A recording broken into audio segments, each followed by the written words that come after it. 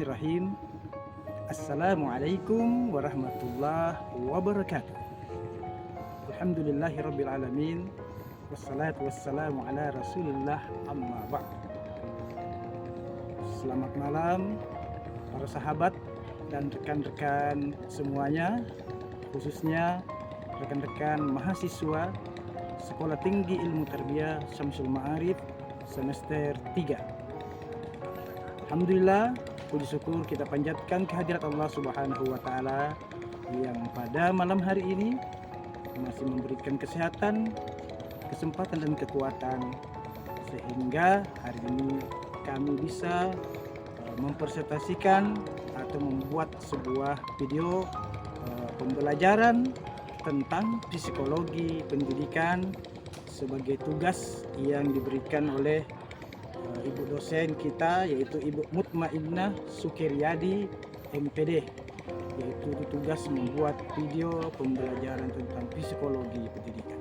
Sholawat dan taslim tak lupa kita sanjungkan kepada Nabiullah Muhammad sallallahu alaihi wasallam.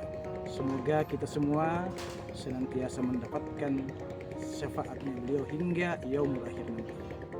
Baik, rekan-rekan mahasiswa dan ibu dosen yang saya hormati dan yang saya banggakan semuanya, kenapa saya mengambil tema tentang psikologi pendidikan Islam?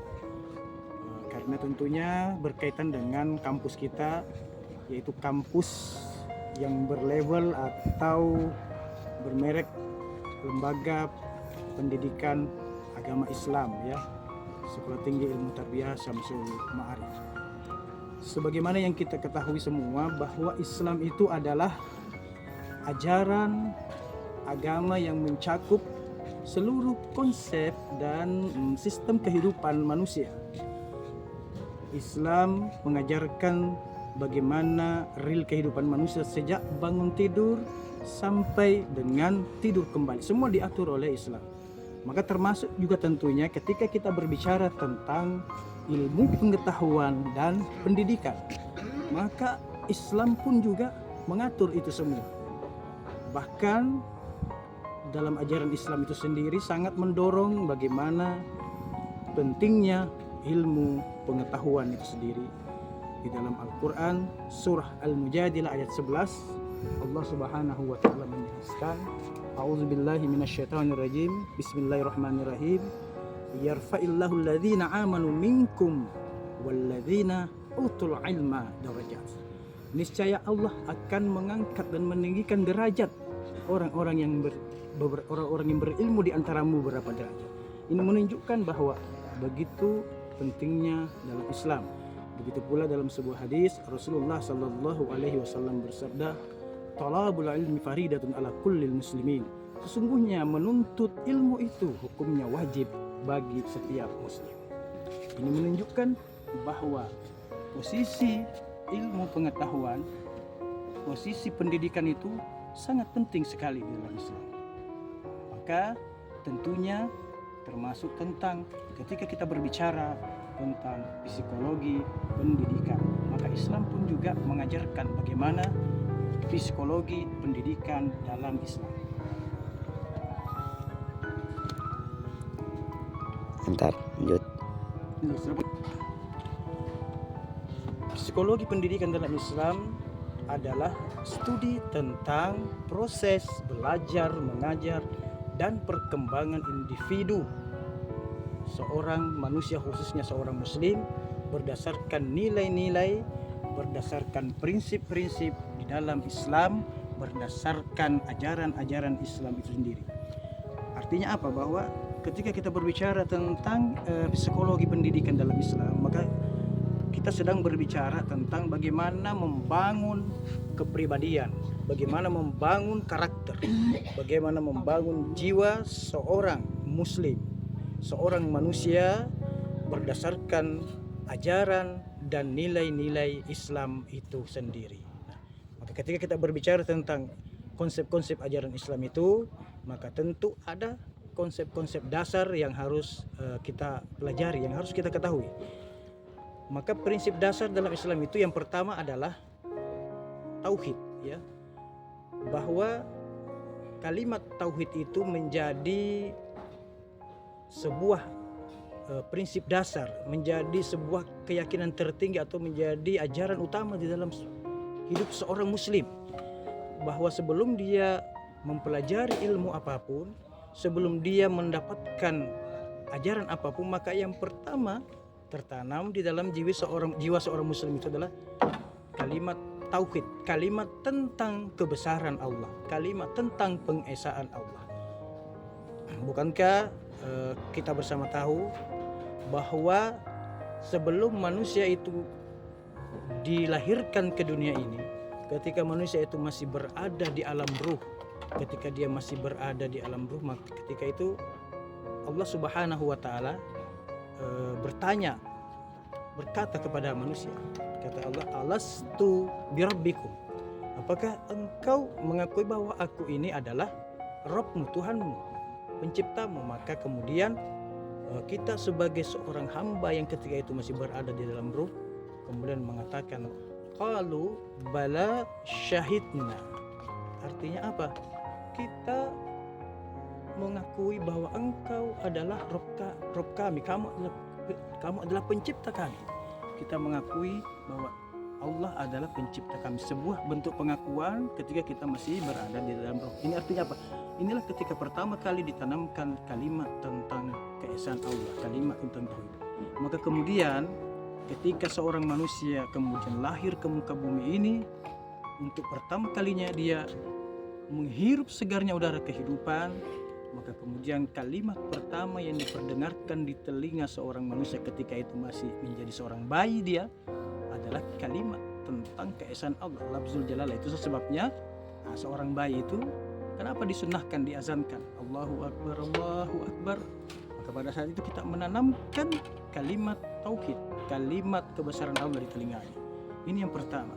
Oleh karenanya manusia itu, bayi itu belum sempat dia dengar lagu macam-macam, belum sempat dia dengar lagu apalagi yang lagi viral itu, yang lagu apa cek, itu ada lagu-lagu viral itu, belum sempat dengar itu, belum sempat dengar lagu-lagu India, belum sempat lagu-lagu Korea. Maka yang pertama diperdengarkan adalah lafzul jalalah, ya. Ibu-ibu jadi hati-hati, ibu-ibu khususnya ini atau calon ibu nanti ini, jangan sampai ketika nanti anaknya lahir diputarkan musik India, diputarkan lagu-lagu Korea, ya, khususnya pencipta BTS Korea ini, ya. Hati-hati, jangan sampai lagu Korea yang diputarkan ketika bayinya lahir, maka nanti yang tertanam dalam hatinya adalah kalimat-kalimat atau suara-suara musik, ya, seperti itu.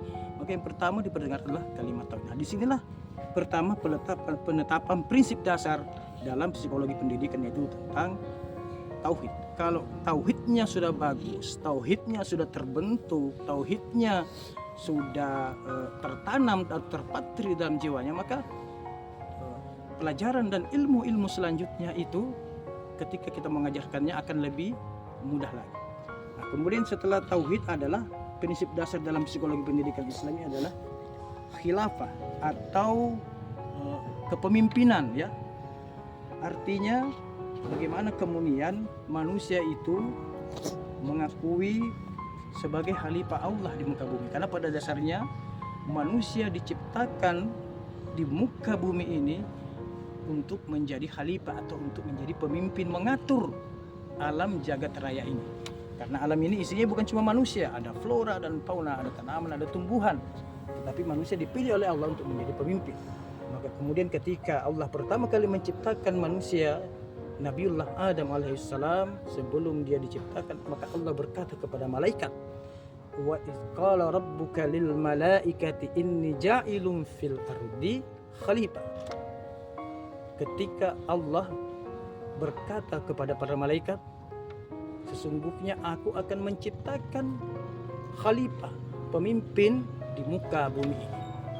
Artinya apa? Bahwa pada hakikatnya setiap manusia Allah ciptakan itu untuk menjadi pemimpin, untuk menjadi khalifah di muka bumi ini. Nah, makanya jangan heran kalau pada saat ini kita melihat banyak sekali manusia yang berlomba untuk menjadi pemimpin.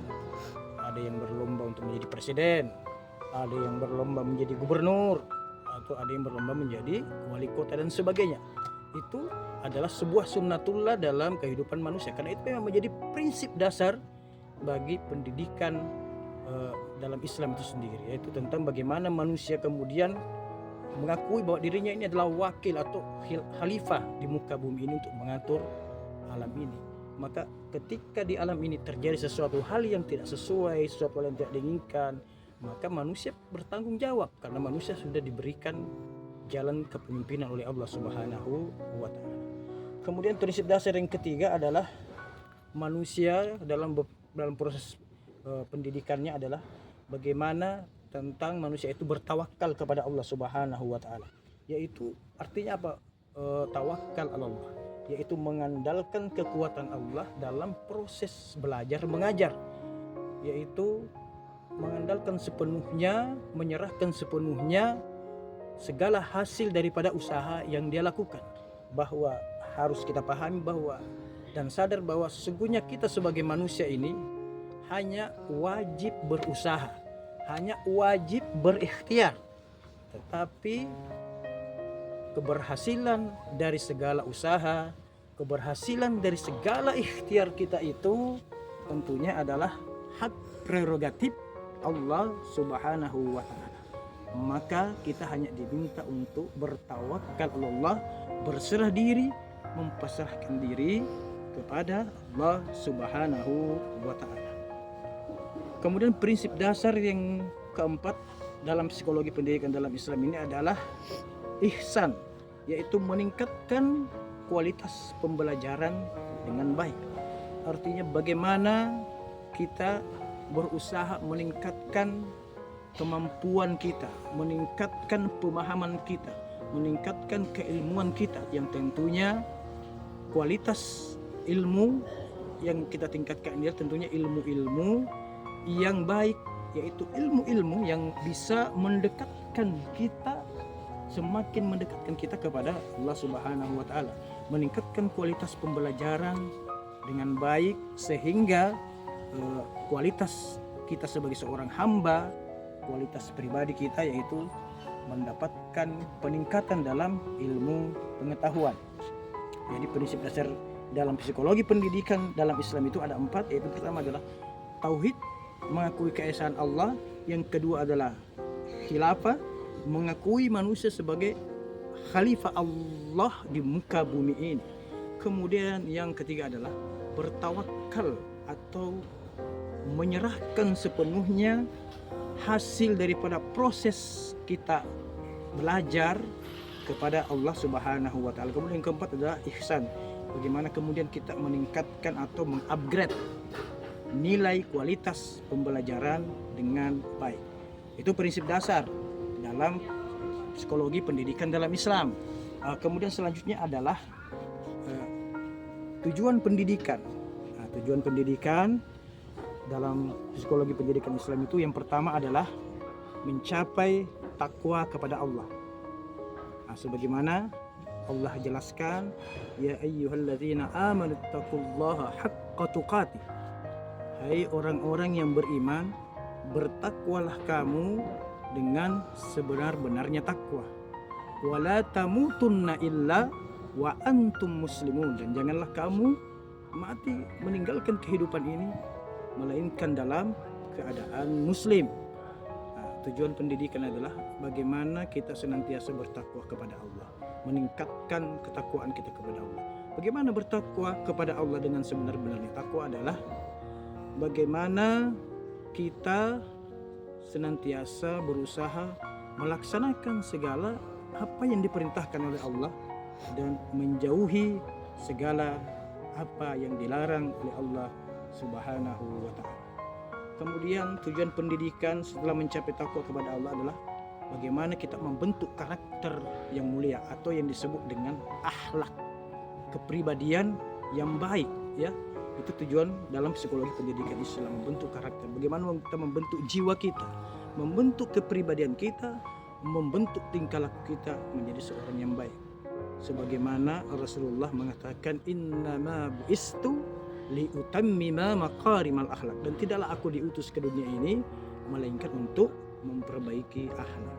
Maka salah satu tujuan utama dari terbentuknya psikologi dalam jiwa kita, psikologi dalam nilai-nilai pendidikan Islam itu adalah bagaimana membentuk karakter yang baik atau membentuk karakter mulia yang disebut dengan akhlak atau akhlakul karimah. Ya, itulah psikologi pendidikan Islam yang saya jelaskan secara singkat. Tentunya kalau kita mau uraikan lebih dalam lagi, maka masih banyak lagi konsep-konsep utama dalam psikologi pendidikan Islam, ya. Tapi tentunya kita punya keterbatasan waktu, kita juga punya keterbatasan pemikiran. Mudah-mudahan di lain kesempatan kita masih bisa nanti menjelaskan tentang prinsip-prinsip dasar dalam psikologi pendidikan Islam ini untuk materi-materi selanjutnya. Demikian yang dapat saya sampaikan.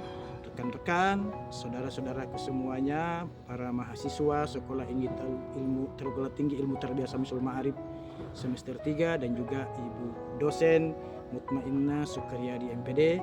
Demikianlah yang dapat saya sampaikan. Mudah-mudahan ada manfaatnya, dan kami yakin dan percaya bahwa dalam pembuatan video pembelajaran kami masih banyak sekali kekurangannya, masih banyak kesalahannya. Mohon maaf, harap bisa dimaklumi, dan tentunya mudah-mudahan berikutnya kami bisa menyempurnakannya. Demikian dari kami. Adapun kebaikannya, adapun kelebihannya, semuanya datangnya dari Allah Subhanahu wa taala. Adapun kesalahan, kehilapan dan kekurangannya tentunya datangnya dari kami sebagai manusia yang tak luput dari kehilapan dan kesalahan. Demikian, wabillahi taufiq wal hidayah. Wassalamualaikum warahmatullahi wabarakatuh.